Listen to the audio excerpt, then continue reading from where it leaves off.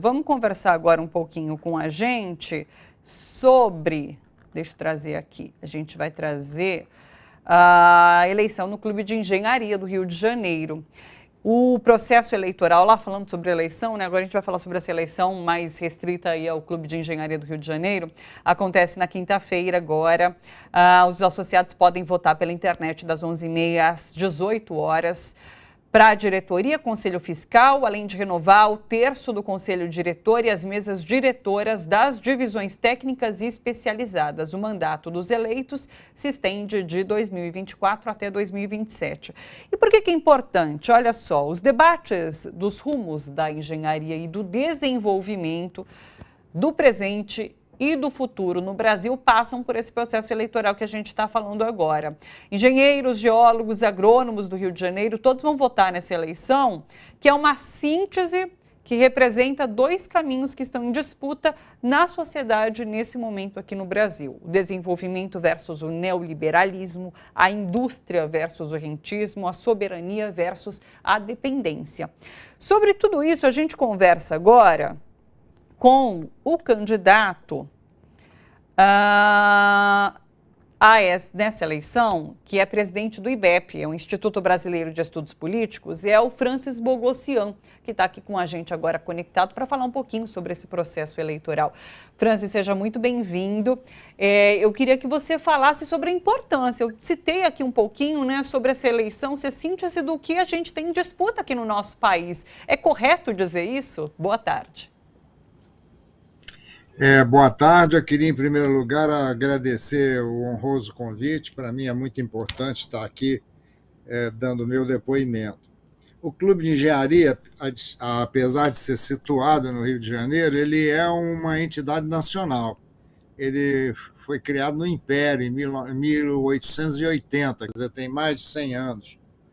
E o Clube de Engenharia se notabilizou por procurar se envolver para estudar, dar palpites, né? E trabalhar para assuntos nacionais, né? O Direta Já e outras coisas mais. Então, eu já fui presidente do clube e fui eleito e reeleito, né? Lá é permitido ser reeleito uma vez, vamos dizer, simultaneamente. E agora os ex-presidentes todos se reuniram, e já havia duas chapas, e eles resolveram se reunir, porque a união é importante, mais do que a união, a unidade, né? É importante, e me convidaram para aceitar e voltar a ser presidente do Clube de Engenharia. O lema é retomada do desenvolvimento da nação brasileira. Nós precisamos trabalhar para isso, nós precisamos, é até incrível a gente dizer isso, mas é uma realidade, nós precisamos ajudar até o executivo, né, o presidente da República, mais especificamente, para resolver esses obstáculos que são criados pela Câmara Federal, pelo Senado Federal. Então, acho que o Clube de Engenharia pode vir a exercer esse papel, né? Reunindo pessoas com ou sem vínculos políticos partidários, mas não opiniões político-partidárias, opiniões claras e cristalinas que nós todos estamos vendo, e que está retardando a retomada de desenvolvimento da nação brasileira, pela qual o presidente Lula se elegeu e sempre defendeu. Eu não sou do PT, não sou afiliado a nenhum partido, e digo e repito isso, porque eu sou também empresário, tenho uma empresa de engenharia, e eu vi ela crescer no início desse século atual, né? Quando o presidente Lula assumiu, nós assistimos à retomada do desenvolvimento, engenheiros sendo procurados, né? Esse é um ponto que nós precisamos também focar. O número de engenheiros formados é pequeno em relação à retomada. Quando ela foi tomada em 2000 e pouco, né, houve falta de engenheiro. Nós sofremos isso dentro da nossa empresa, e acabamos tendo, para contratar, ter salários, eu diria até geniais, né? Como defensor da classe. Então, eu defendo essa tese, né? Eu tenho uma frase aí que o pessoal repete muito, que não há desenvolvimento do país sem engenharia, assim como não há engenharia sem desenvolvimento. A engenharia está presente em tudo, né? Até o grande progresso da medicina, com seus exames especiais, seus métodos de intervenção cirúrgica, até são estudados pela engenharia. Eu fui presidente da Academia Nacional de Engenharia e a própria Academia Nacional de Medicina propôs uma união entre as duas academias, porque ambas trabalham para o desenvolvimento do povo, né? Portanto, o desenvolvimento da nação. Então, Você eu cita essa. aceitei isso. Continue, Pois não. continue, por favor. Eu achei que eu estava falando demais, quis frear, né? Porque eu me entusiasmo tanto que exagero. Eu queria Então, saber, o senhor falou sobre essa situação nacional e sobre as possibilidades do desenvolvimento do país, né? Como o Clube de Engenharia poderia ajudar, inclusive. Eu queria que você falasse um pouco mais sobre isso, sobre a situação atual. A gente tem no governo Lula essa possibilidade de reconstrução de setores aqui no país, né? E eu queria que você falasse um pouco sobre a atuação do Clube de Engenharia nesse sentido, colaborando com o governo. Ou não. É indispensável o desenvolvimento industrial, né? Nós não somos um país para exportar o material para ser trabalhado em outros países. E isso ocorria no Brasil, isso foi combatido, né? E agora, nesse suposto governo que ocorreu antes da posse do presidente Lula, o país andou para trás décadas, né? Voltou a ser um vendedor de produtos, né? Tudo isso foi estancado. Até o ensino. Nós, no Brasil, saímos do ginásio, do segundo grau, já falando francês, inglês. Hoje em dia, você sai mal falando português. Isso está atrapalhando. Nós precisamos que isso volte a ser o que era. Então, a retomada do ensino, dos cuidados com o ensino, começa por aí. E depois a indústria. Por exemplo, na indústria da construção, vou me ater a ela apenas como exemplo, porque eu sou engenheiro civil e sou empresário também, como já disse, e fui professor também, mais de 30 anos da minha vida, e eu sei da importância disso. Quer dizer, a retomada do desenvolvimento cria oportunidades para as empresas.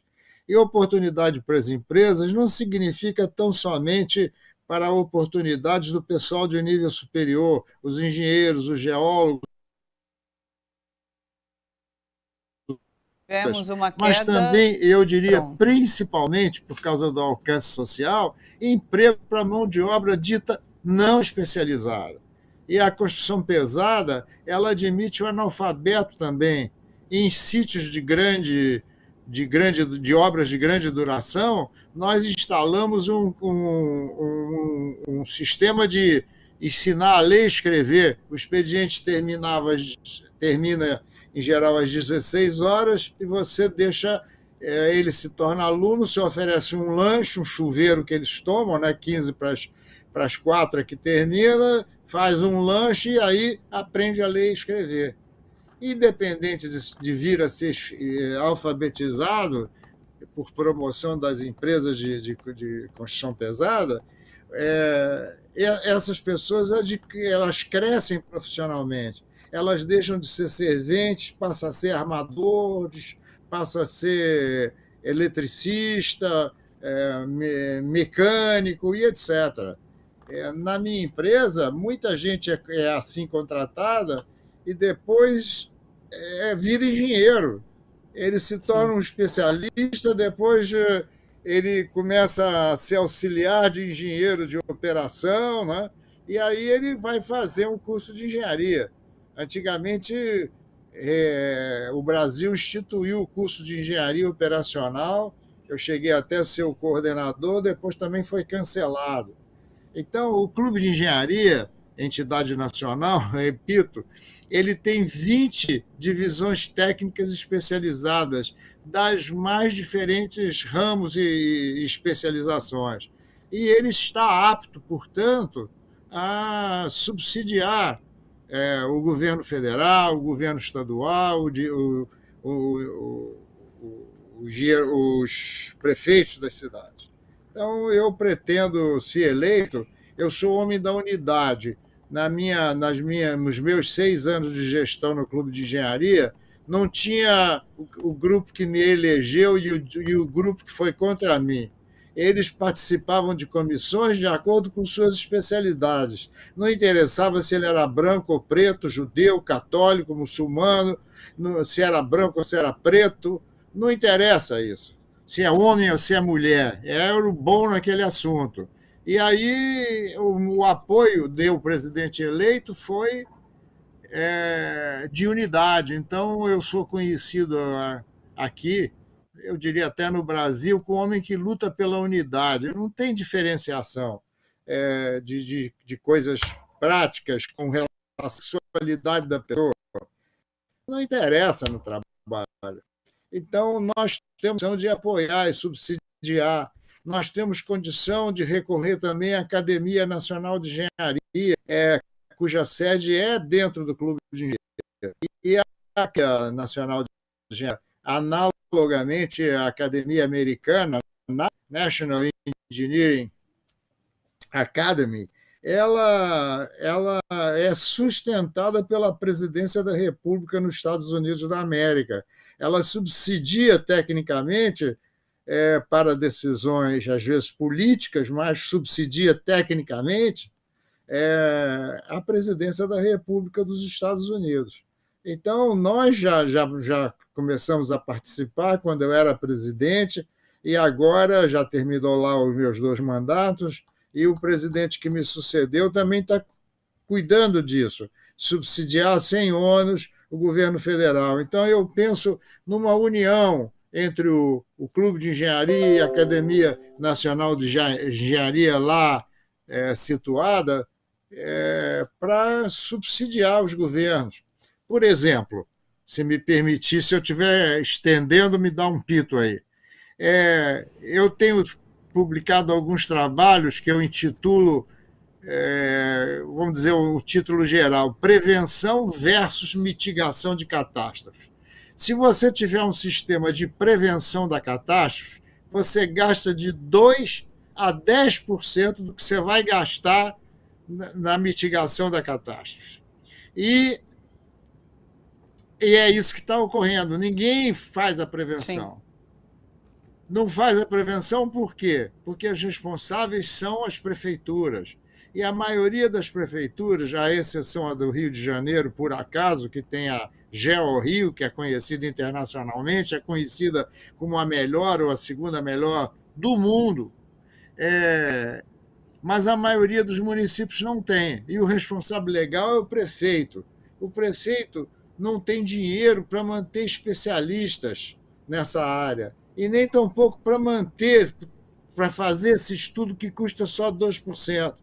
Então, eu tenho lutado há mais de uma década, há mais de 2 décadas, de criar um Departamento Nacional de Prevenção e Mitigação de Catástrofes. Assim como nós tivemos o DENOX, Departamento Nacional de Obras Contra Secas, tivemos o DNOS, ou temos ainda, o Departamento Nacional de Obras de Saneamento, por que nós não teríamos um Departamento Nacional de Prevenção e Mitigação de Catástrofes, situado em Brasília, com diretorias regionais, nas áreas sujeitas a esses problemas, que são as áreas de encostas, sujeitas a escorregamentos de terra, e as baixadas, onde existem alagamentos.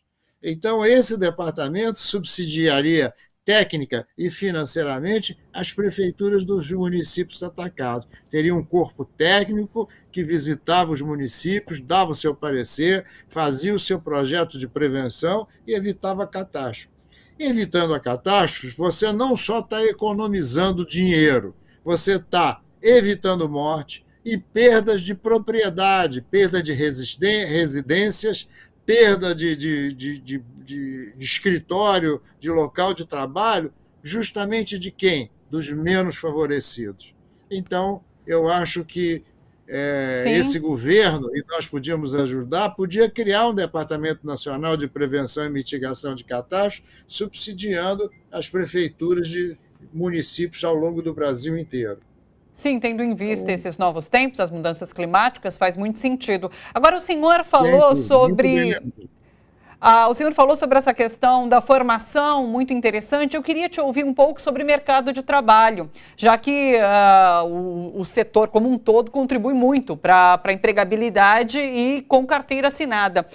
Uma pesquisa recente, inclusive, saiu esses dias, né?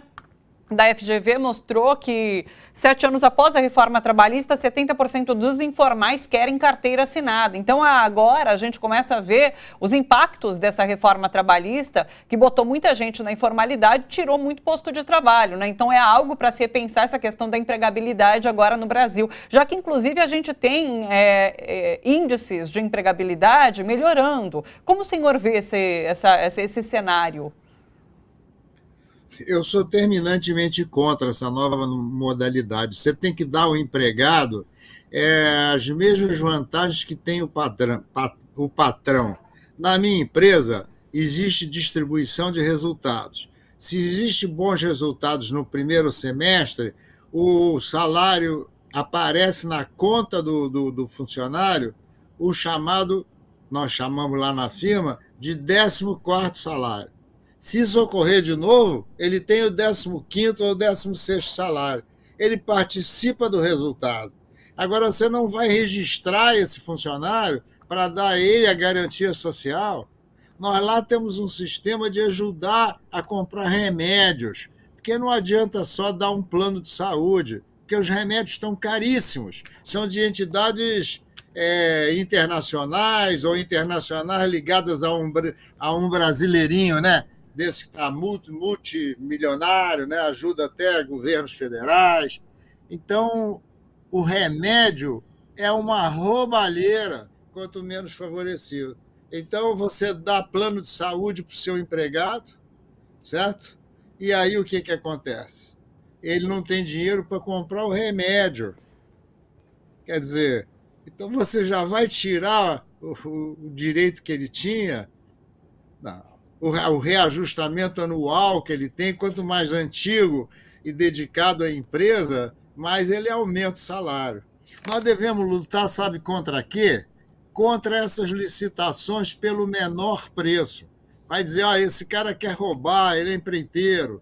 Não, eu não sou homem de roubar, não sou homem de esquema. A Petrobras, de antigamente, né, agora parece que ela está voltando com a nova presidente a ser a Petrobras que ela foi no passado. Mas a Petrobras sempre brigou pelo que ela chamava de melhor preço. É o preço para uma obra que você possa garantir que ela é uma obra de qualidade, segurança, responsabilidade, etc. Para não tomar muito tempo dos senhores. Hoje, você entra com o menor preço, ganha concorrência, não é a melhor empresa. Entra a empresa que vende mais barato. Então, eu, apavorado de perder emprego, porque perdi as concorrências, eu resolvi entrar a preço de custo, mesmo que o indivíduo nós não tivéssemos resultados bons e ele não tivesse gratificação, mas pelo menos não perdi emprego. Eu estava sendo obrigado a demitir cara com décadas de trabalho na empresa. A minha empresa tem 52 anos. O que acontece? Eu entrava com preço de custo, tem um departamento de custo bom, entrava com preço de custo, tirava sexto lugar. Quer dizer, a própria empresa que está completamente apavorada de quebrar, ela quer ganhar aquele serviço, ela mergulha no preço. E faz um preço que dá a obra sem segurança, sem qualidade, sem responsabilidade. Então, eu acho que esses são pontos, o Clube de Engenharia sabe bem disso. Ele tem que subsidiar entidades como o Sistema Confea, CREA, como os governos federal, com subsídios estaduais e municipais, com subsídio das academias. Você vê pontos. Saneamento básico. Por que não existe o saneamento básico? Quando o Banco Nacional da Habitação foi criado pela deputada Sandra Cavalcante, que foi a primeira presidente do BNH, Banco Nacional de Habitação, e que logo se transformou em Banco Nacional de Habitação e Saneamento, com dinheiro recolhido de quê? De patrão e empregado. Esse dinheiro continua sendo recolhido, mas não tem mais, não serve mais para habitação e nem Sim. tampouco para o saneamento básico.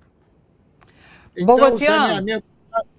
Pois não. Eu preciso encerrar, já são 4 horas, eu não tenho mais tempo. Mas assim, você mostrou um pouco do que poderia ser uma conversa, inclusive, de horas aqui, porque tem muita coisa interessante que você já trouxe para a gente. Vamos ver se a gente marca uma continuação dessa nossa conversa. De qualquer forma, pessoal, essa eleição acontece na quinta-feira. Francis Bogossian é um dos candidatos dessas 2 chapas que estão concorrendo no Clube de Engenharia do Rio de Janeiro. Sucesso! A gente volta a se falar. Tenha uma boa tarde, um abraço, Francis. Obrigado, hein?